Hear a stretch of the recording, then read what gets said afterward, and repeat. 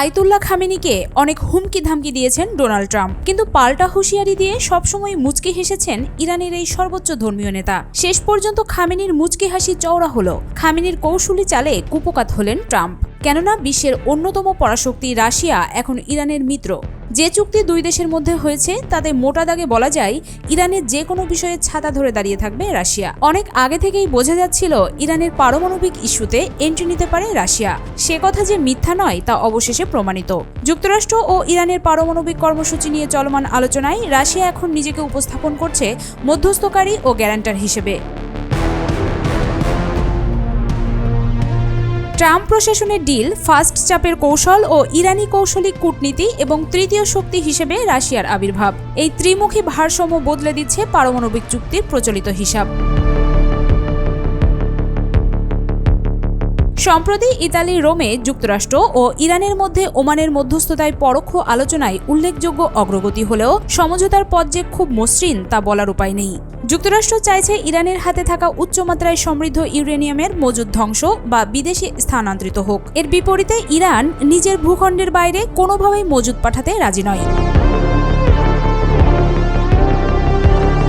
এক প্রস্তাব অনুযায়ী ইরানের ইউরেনিয়াম মজুদ সরিয়ে রাশিয়ায় রাখা যেতে পারে এবং চুক্তি ভঙ্গ হলে সেই ইউরেনিয়াম ফেরত দেওয়ার দায়িত্ব থাকবে মস্কোর উপর। এই মডেল কার্যকর হলে শুধু ইরান যুক্তরাষ্ট্রের সম্পর্কেই নয়, ইউরোপীয় শক্তিগুলোর কূটনৈতিক অবস্থানও দুর্বল হয়ে পড়বে। কারণ 2015 সালের চুক্তিতে ফ্রান্স, জার্মানি, ব্রিটেন যেভাবে গ্যারান্টার হিসেবে ছিল, এবার রাশিয়া সেই জায়গা নিতে পারে।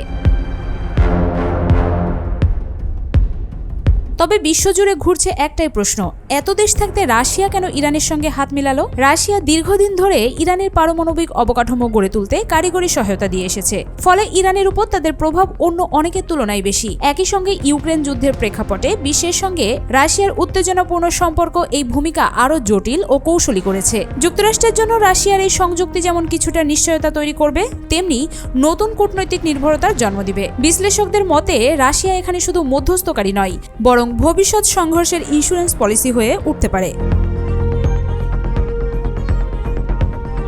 তবে ট্রাম্প প্রশাসন কূটনৈতিক আলোচনাকে খুব দ্রুত শেষ করতে চান। বিশেষ দূত স্টিভ উইটকফের লক্ষ্য 60 দিনের মধ্যেই চুক্তি চূড়ান্ত করা। তবে ইরানের পররাষ্ট্রমন্ত্রী আব্বাস আরাকচি তার কূটনৈতিক অবস্থানে অনড়। তার চুক্তির হিসেব নিকেশ এত কম সময়ে মীমাংসা হবে না। চুক্তির গ্যারান্টি সিস্টেম নিয়েও বিরোধ রয়েছে।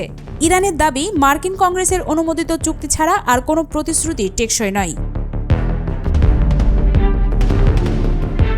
এদিকে আলোচনার ঠিক আগেই ইরানের সর্বোচ্চ নেতা আয়াতুল্লাহ আল খামেনির সঙ্গে সৌদি প্রতিরক্ষা মন্ত্রীর সাক্ষাৎ এই সমীকরণকে আরও ঘনীভূত করেছে। এই সফর কেবল ইরান সৌদি সম্পর্কের উষ্ণতা নয়, বরং মধ্যপ্রাচ্যে মার্কিন ইসরায়েলি সামরিক অভিযানের বিরুদ্ধে সুস্পষ্ট রাজনৈতিক বার্তা। এতে ইঙ্গিত স্পষ্ট, ইরান বুঝিয়ে দিল প্রতিবেশী শক্তিরাও যুক্তরাষ্ট্র ইসরায়েলের চাপের বিরুদ্ধে এক ধরনের নীরব ঐক্য গড়ে তুলতে শুরু করেছে। বিশ্লেষকদের মতে এই আলোচনা তিনটি পথে যেতে পারে। প্রথমত, যুক্তরাষ্ট্রের স্বল্পমেয়াদী চুক্তি চাপিয়ে দেয়া। দ্বিতীয়ত, রাশিয়ার মধ্যস্থতায় নতুন কাঠামো তৈরি করে চুক্তি স্থায়ী করা। আর না হলে আবারও অচল অবস্থা।